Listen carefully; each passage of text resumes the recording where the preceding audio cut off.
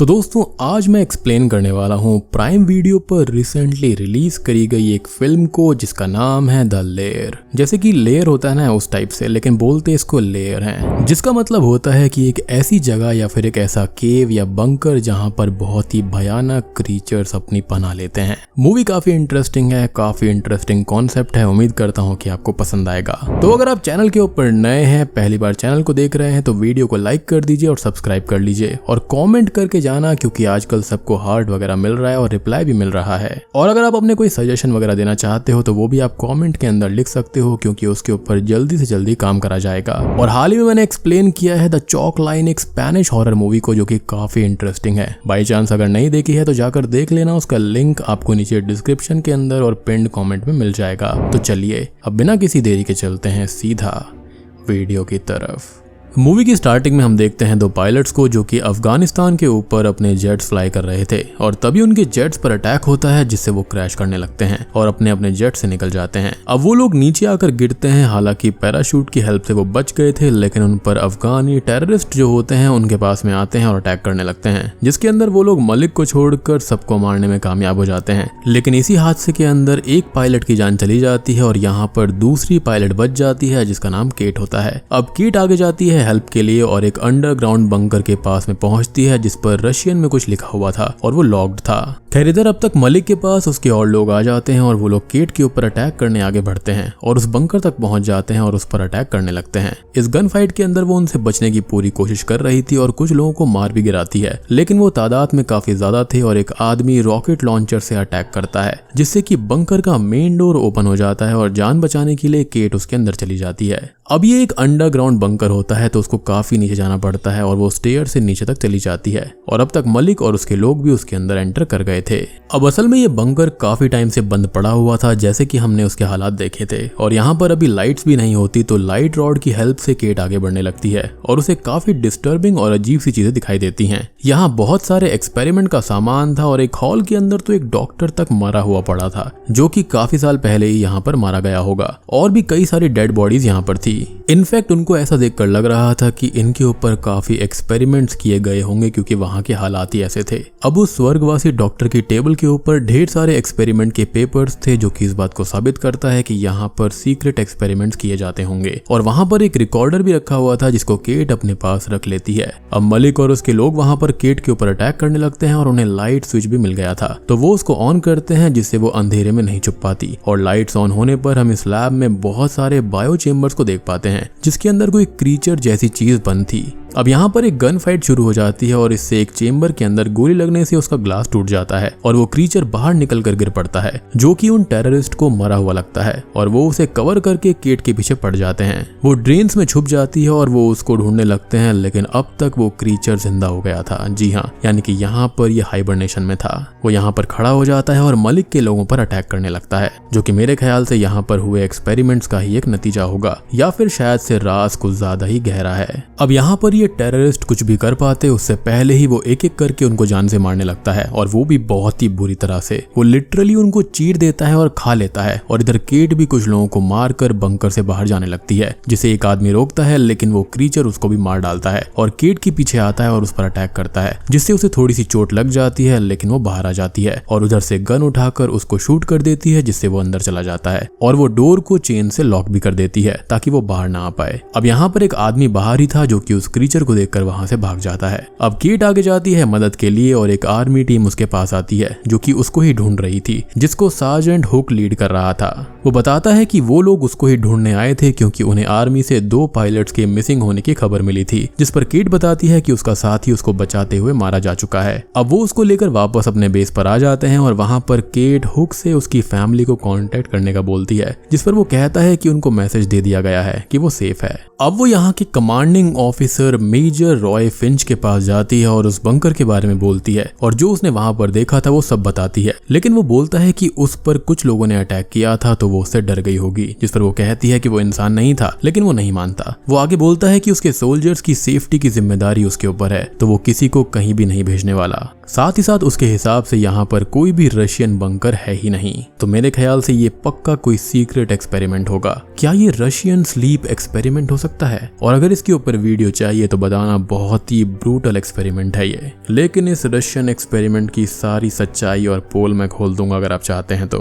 Cat इस पर बोलती है कि अगर वो उसकी बात नहीं मान रहा तो उसे घर भेज दे, जिस पर वो कहता है कि घर भेजने में अभी थोड़ा वक्त है और तब तक केट यहीं पर रुकी रहे। और केट को जो वहां बंकर के अंदर कैमरा रिकॉर्डर मिला था वो उसको लेकर अपने पास रख लेता है। अब केट काफी परेशान हो गई थी तो हुक उसको संभालता है और वो फिंच पर चिढ़ चुकी थी, जिसके बारे में वो बताता है कि 2 साल पहले वो एक बहुत ही अच्छा कर्नल हुआ करता था, लेकिन एक बार एक मिशन के दौरान वो अपनी टीम के साथ गया था जहां पर उसको पीछे हटने के ऑर्डर्स मिले थे, लेकिन वो आगे बढ़ता रहा और फिर फाइट के दौरान उसके 2 सोल्जर्स अलग हो गए जिन्हें मार दिया गया और फिर उसको मेजर की पोस्ट पर डालकर यहाँ पर छोड़ दिया गया क्योंकि यहाँ पर कुछ भी हो जाता है और वो यही चीजें डील करता है। मीन्स उसके साथ तब नाइंसाफी हुई थी।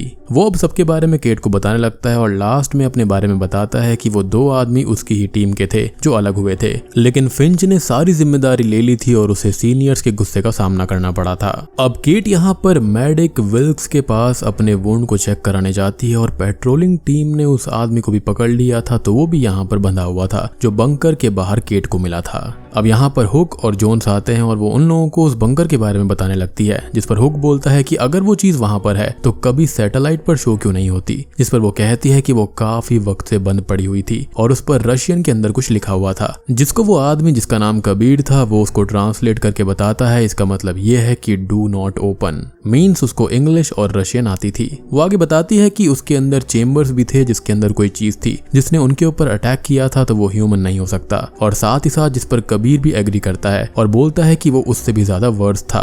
अब हुक और जोन्स बोलते हैं कि अगर ये बंकर सोवियत का है तो वो 30 या उससे भी ज्यादा सालों पुराना होगा और इतने वक्त तक कोई इंसान वैसे भी जिंदा नहीं रह सकता है। अब हम फिंच को देखते हैं जो कि अपने 2 साल पुराने डिस्चार्ज ऑर्डर को देख रहा था, जिससे उसे काफी बुरा लगता है और वो हमेशा उसको ऐसे ही देखता है, यानी कि वो खुद को बहुत ही ज्यादा कोसता रहता था। अब वो अपने कर्नल को कॉल करके उस बंकर के बारे में पूछता है जो केट ने बताया था। साथ ही साथ कर्नल ने ही उसे वो माइक्रो कैमरा लेने को कहा था, जिससे फिंच बोलता है कि वो पहले जानना चाहता है कि आखिर उस बंकर में है क्या और चल क्या रहा है, ऐसी चीजों को छुपाने की कोशिश की जा रही थी। इधर हम उस बंकर को देखते हैं जहां वो सारे चेम्बर्स के क्रीचर्स जाग गए थे और अब वो बंकर से बाहर आने लगते हैं। अब इधर केट और विल्क्स कबीर से बात करते हैं जहां पर वो ये पूछती है कि वो उन टेररिस्ट का साथ क्यों दे रहा था, जिस पर वो बोलता है कि वो कभी किसी को नहीं मारता, सिर्फ एक ड्राइवर है वो और साथ देना उसकी मजबूरी है क्योंकि अगर वो उनका साथ नहीं देगा तो वो उनकी फैमिली को ही मार डालेंगे। अब वो सारे क्रीचर्स जो होते हैं वो बेस पर अटैक कर देते हैं और फिंच को भी कर्नल ने एक ऐसी ही बात बताई थी जिससे वो बहुत ही ज्यादा परेशान हो जाता है और हमें असली सच आगे पता चल ही जाएगा।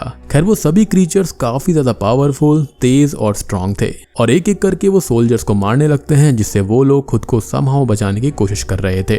अब एक क्रीचर केट और कबीर के टेंट में आ जाता है और वो केट के ऊपर अटैक करता है और उसे अपनी टंग जो किसी रोप की तरह हो गई थी उससे उसको चोक करने लगता है और उसकी आंखों से टेंटिकल्स जैसी चीजें निकलती हैं जो उसको पकड़ने लगती हैं। लेकिन तब तक कबीर खुद को फ्री कर लेता है और एक स्वॉर्ड से उस क्रीचर के मुंह को बार बार अटैक करके उसको मार देता है। इधर एक क्रीचर फिंच पर भी अटैक करता है और उसे काफी ज्यादा जख्मी कर देता है, लेकिन वो एक बेसबॉल बैट से उसके सर पर मार मार कर उसको मार डालता है। अब हुक और विल्क्स यहाँ पर आकर उसे अपने साथ ले जाते हैं और क्रीचर ने बहुत से सोल्जर्स को ऑलरेडी मार दिया था और सोल्जर्स के पास अब एमो कम थी, तो वो एक कंटेनर को ओपन करते हैं जिसमें एमो थी ही नहीं, जिससे वो काफी ज्यादा परेशान हो जाते हैं। यानी कि यहाँ पर ये क्रीचर जो है ना ये इमॉर्टल नहीं है, इनको मारा जा सकता है। अब कुछ क्रीचर्स उनके पीछे आते हैं जिन्हें केट और हुक मिलकर जान से मार देते हैं, लेकिन अब बचे हुए सोल्जर्स उस कंटेनर के अंदर छुप जाते हैं। साथ ही साथ वहां पर फिंच भी था जिसकी हालत बहुत ही ज्यादा खराब थी और साथ ही साथ हम बाहर उन क्रीचर्स को देखते हैं जो कि सोल्जर्स और क्रीचर्स की बॉडी को वहां से ले जा रहे थे। अब यहाँ वो सब लोग कबीर के बारे में बात करते हैं कि उस पर ट्रस्ट करना चाहिए या फिर नहीं, जहाँ पर केट बोलती है कि उस पर भरोसा किया जा सकता है क्योंकि उसने उसकी जान बचाई थी। साथ ही साथ हुक भी उस पर ट्रस्ट कर रहा था।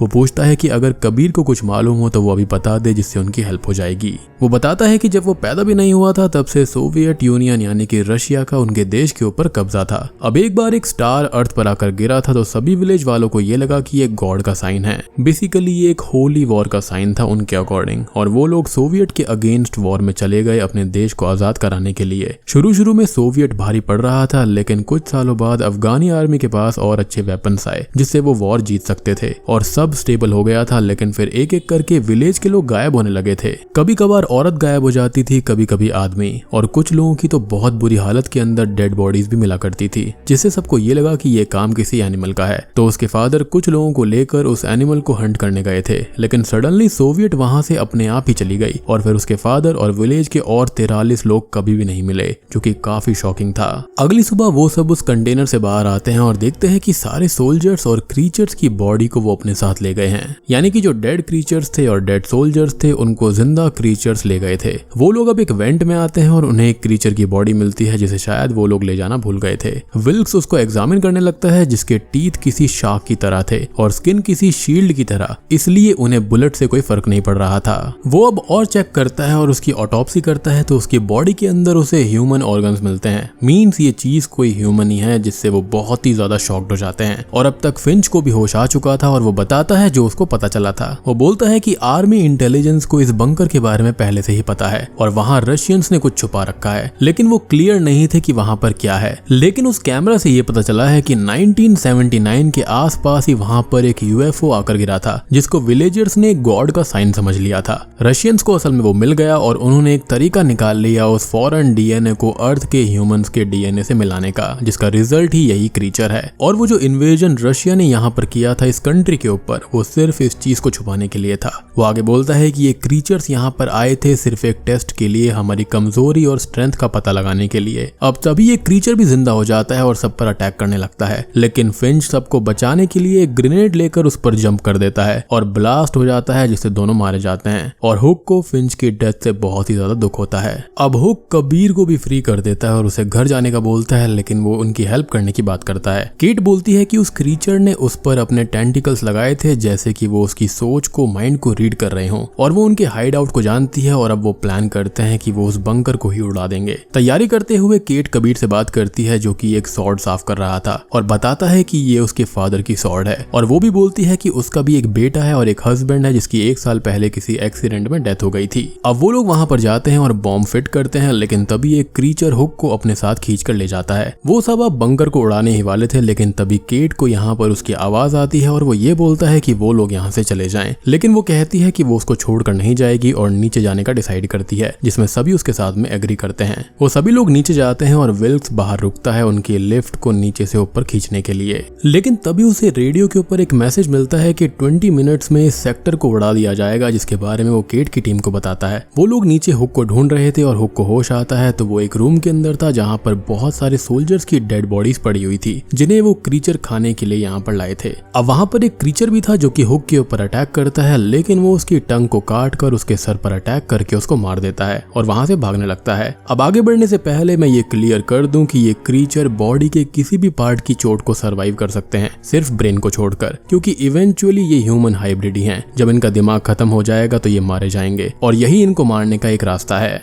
दूसरी तरफ केट और बाकी लोग आगे जा रहे थे और उसे एक बहुत बड़ा चेम्बर मिलता है, जिसे वो ऑन करती है। तो इसके अंदर था एक बहुत ही बड़ा एलियन जो कि जिंदा भी था, और यही उस रात यानी कि 1979 के अंदर यूएफओ के अंदर मिला था, और इसी के डीएनए से सारे एक्सपेरिमेंट्स किए जा रहे थे, यानी कि ह्यूमन और एलियन हाइब्रिड। अब हुक भी उनके पास आ जाता है और वो लोग यहाँ से भागते। उससे पहले ही बहुत सारे क्रीचर्स उन पर अटैक करने लगते हैं और उनके पीछे भी पड़ जाते हैं, लेकिन जोन्स ने मेन डोर को पकड़ लिया था ताकि वो बाहर ना आ पाए और टीम यहाँ से निकल जाए। अब वो लोग आगे जाते हैं, लेकिन एक सोल्जर पीछे रह जाती है, जिसे लाने हुक वापस आता है, लेकिन एक क्रीचर उस सोल्जर को खा लेता है और हुक पर अटैक करता है, जिससे वो फाइट करने लगता है। इधर जोन्स डोर को नहीं रोक पा रहा था और अब वो उसको ओपन कर देता है और एक ग्रेनेड लेकर उसके अंदर चला जाता है, जिससे कि वो भी मारा जाता है और ब्लास्ट होने की वजह से काफी सारे क्रीचर्स भी मर गए थे। इधर केट, कबीर और एक सोल्जर लिफ्ट के अंदर आ गए थे और विल्क से उसे ऊपर खींचने को बोलते हैं, लेकिन उस पर कुछ टेररिस्ट ने अटैक कर दिया था, जिनको मारकर वो उन्हें खींचने के लिए कार की रोप ऑन करता है। लेकिन ब्लास्ट होने की वजह से लिफ्ट जाम हो जाती है तो वो ऊपर नहीं आती, बल्कि कार नीचे धसकने लगती है, जिसे रोकने की कोशिश विल्क्स करने लगता है। मीनवाइल बचे हुए जो क्रीचर्स होते हैं वो केट, कबीर और बाकी लोगों पर अटैक करते हैं, जिसमें उस सोल्जर की जान चली जाती है। और कबीर देखता है कि इनमें से एक क्रीचर उसके फादर ही हैं, क्योंकि जो विलेजर्स गायब हुए थे उन्हें असल में यहाँ एक्सपेरिमेंट के लिए लाया गया था और एलियन ह्यूमन हाइब्रिड बना दिया गया था।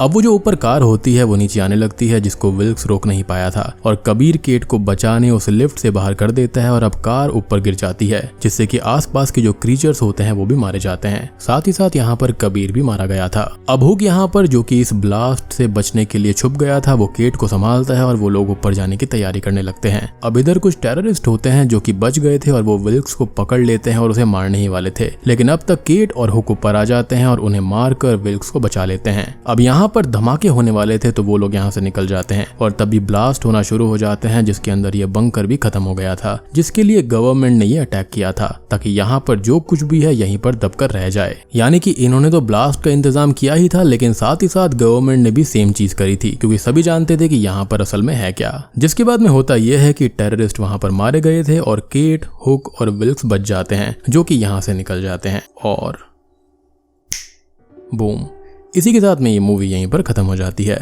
तो दोस्तों ये थी द लेयर मूवी की कहानी। उम्मीद करता हूँ कि आपको ये पसंद आई होगी। बेसिकली यहाँ पर एक एलियन का कॉन्सेप्ट दिखाया गया है कि कैसे जो एलियन की स्पेसशिप थी वो धरती के ऊपर आई थी और वहाँ पर एक एलियन भी था जिसको सोवियत यूनियन ने यहाँ पर एक्सपेरिमेंट के लिए रख लिया था और उन्होंने यहाँ पर ढेर सारे एलियन हाइब्रिड बनाए थे। बेसिकली यहाँ पर वो एक सुपर सोल्जर्स वगैरह बनाना चाहते थे, लेकिन हुआ ये कि वो उनकी बात नहीं सुन रहे थे, जिसके चलते ये एक्सपेरिमेंट और बंकर बंद करना पड़ गया था। उनको यहाँ पर हाइबरनेशन में डाल दिया गया। तो इससे हम ये समझ सकते हैं कि इन हाइब्रिड्स की जो लाइफ थी वो बहुत ज्यादा थी। I mean, बिना खाए पिए वो 30 साल तक जिंदा थे। अब जब गवर्नमेंट और बाकी सबको पता चला होगा कि यहाँ पर ऐसे राज दफन हो रखे हैं तो उन्होंने इसको उड़ाने का फैसला कर लिया। तो दोस्तों यही थी लेयर मूवी की कहानी। उम्मीद करता हूँ कि आपको पसंद आई होगी। पसंद आई है तो वीडियो को लाइक कर देना और कॉमेंट करके जाना, क्योंकि आजकल हार्ट और रिप्लाई सभी को मिलने वाला है। या फिर आप अपने सजेशंस वगैरह भी कमेंट में लिख सकते हो, जिनके ऊपर जल्दी से जल्दी काम करा जाएगा।